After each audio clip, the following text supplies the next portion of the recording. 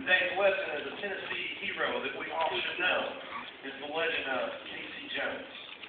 Now, so a long story, I'm going to try to do the short version. My kids fussed at me today. They said, "You talked a long time today and it's boring."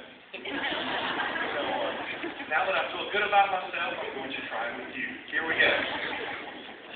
So once upon a time, there was a guy named Casey Jones, and he is behind me on the screen, and he worked for the ICRR, Illinois Central Railroad, and he worked somewhere around the late 1800s until the year 1900.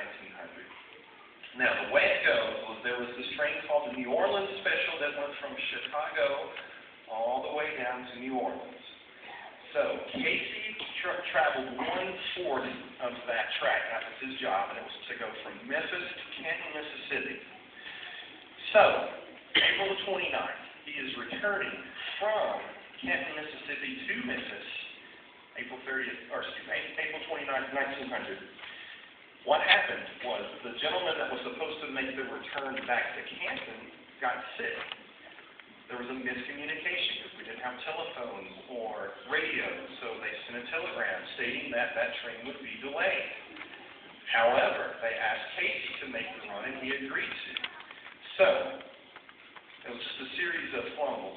So what happened was New Orleans released 2 freight trains headed towards Memphis, one behind the other. When they got right outside Vaughn, Mississippi, they got word there is a train coming.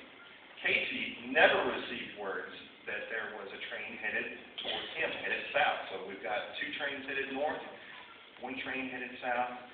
So what happened was when they got to Vaughn, Mississippi, there was 2 freights that had to get out of the way.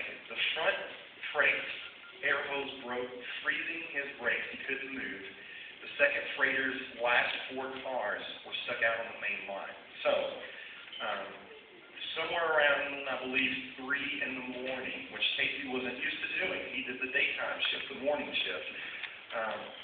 Those trains, unfortunately, collided. Now, Casey, what was important about this, Casey was doing a passenger train. So, if you look behind me on the next slide, this is an artist's rendition of what happened, and what I think is really neat, detail you may miss, down in the left corner, that's the assistant engineer.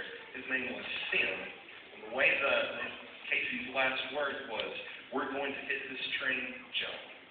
So, he jumped from the train. Casey stayed on board, held on to the brakes till the last possible second. I thought this was really neat.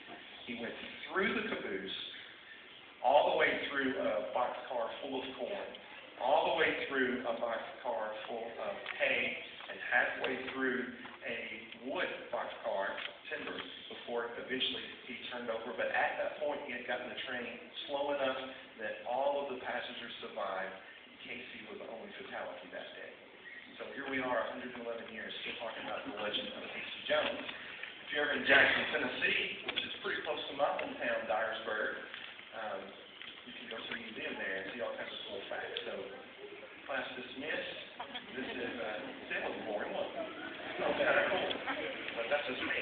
So, this is called Casey Jones' last run.